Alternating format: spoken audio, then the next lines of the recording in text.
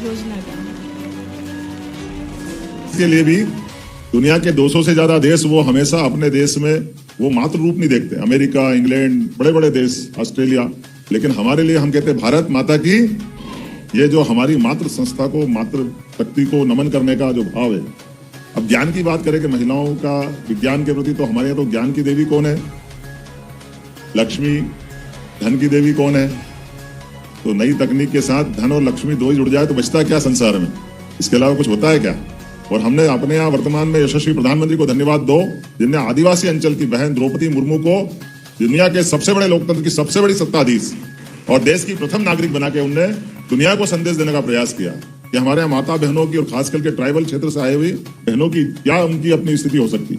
सबसे बड़ी ताकत राष्ट्रपति में होती और माननीय प्रधानमंत्री ने सबसे बड़ी ताकत, सबसे बड़ी सत्ता उनके हाथों सौंपी। और उनकी विनम्रता भी देखो, जब उनको राष्ट्रपति बनाया जा रहा था वो क्या कर रही थी? रिटायरमेंट के बाद अपने मंदिर में झाड़ू लगा रही। ये लोकतंत्र की खूबसूरती है। ये हमको अपने लोकतंत्र में और प्रजातंत्र के साथ साथ प्रधानमंत्री के लिए विशेष आदर हमारे मन में आता है कि हमारे यहाँ बहन बेटियों को मान सम्मान बढ़ाना, और खास करके ये बड़े बड़े पद केवल बड़े बड़े लोगों के लिए नहीं, ये उन सबके लिए हो सकते हैं जो एक तरह से इस लोकतंत्र को गौरवान्वित करते हैं। लेकिन अवसर तो देना पड़ेगा, मौका तो देना पड़ेगा। हम मौका नहीं देंगे और हम उम्मीद करेंगे कि वो आगे बढ़े, तो बढ़ेंगे कैसे? मुझे इस बात की प्रसन्नता है आज के इस अवसर पर, जब मैं यहाँ पर लगभग 12 आदिवासी जिलों की ITI पॉलिटेक्निक और उसमें अध्ययनरत 1000 से ज्यादा बालिकाओं को विज्ञान, प्रौद्योगिकी, इंजीनियरिंग, गणित, सॉफ्टिस्टिकल से संबंधित विषयों पर प्रशिक्षण देना हो, तो एक एग्रीमेंट का निष्पादन किया जा रहा है।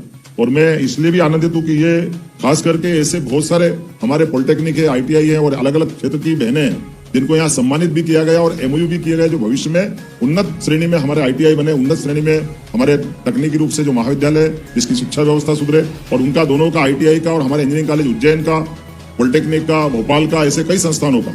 तो मुझे इस बात की प्रसन्नता, एक और जानकारी देना चाहूंगा। मैं पिछले दिनों दिल्ली यात्रा पे जब था तो हमने IIT का सैटेलाइट कैंपस उज्जैन लाने का भी MOU किया है, जिसके माध्यम से हमारा अपना उज्जैन इंजीनियरिंग कॉलेज का भी कैंपस और एक अलग रूप में जाना जाएगा। आज के इस दौर में ऐसी कई सारी चीजों को लेकर के बड़ी अनंत संभावना वाला ये IT का क्षेत्र है हमारा, खास करके तकनीकी रूप से। मैं इस दोनों तरह से इसको देखता हूं कि आने वाले समय में जब विज्ञान की बात कर रहे हैं तो विज्ञान के मामले में माननीय प्रधानमंत्री जी ने लगातार जो ध्यान दिया है सभी क्षेत्रों में नई तकनीक को लेकर के, निश्चित रूप से भौतिक संसाधन के साथ हमारे देश के अंदर दूरस्थ अंचल में भी गरीब से गरीब आदमी के जीवन में भी बदलाव लाने में तकनीक कितनी दक्षता से साथ अपनी सार्थकता सिद्ध करे। और माता बहनों की स्थिति तो और ज्यादा आनंद की। आपने अगर इस दिशा में कदम बढ़ाया तो निश्चित रूप से आप भारत की दशा बदलेगी, मध्य प्रदेश की दशा बदलेगी। मुझे पूरा भरोसा है आप सबके माध्यम से। आपके मामले में जो कर सकती सरकार, मैं आपको आश्वस्त करना चाहूंगा कि मैंने विभाग से कहा है, हमने विभाग के, जब मैं मुख्यमंत्री बना था 2-3 विभागों को खासतौर पे मैंने अपने नंबर 1 की प्रायोरिटी में रखा। उसमें से हमारा एक टेक्निकल विभाग भी था, जिसके आधार पर हमने कहा है कि इस विभाग को जितना पर्याप्त ध्यान देने की गुंजाइश होना था उसमें थोड़ी कसर रह गई, लेकिन हमने कहा। तो दोस्तों, जैसे कि आपने सुना, मध्य प्रदेश के मुख्यमंत्री डॉक्टर मोहन यादव जी ने आज रोजगार दिवस पर कई युवाओं को रोजगार देने का फैसला किया है। मध्य प्रदेश के मुख्यमंत्री डॉक्टर मोहन यादव जी का कहना है, हर एक तह सशक्तिकरण के अनुसार जितना हो सके वो अपनी प्रदेश की जनता के लिए उतना कर्तव्य निभाएंगे। हर एक योजना को एक्टिव करके हर एक लाभार्थी को फायदा दिलाएंगे, चाहे कुछ भी हो जाए। और आने वाले समय में CM किसान कल्याण योजना का जो पैसा है बहुत ही जल्द सभी के खाते में भेजा जाएगा।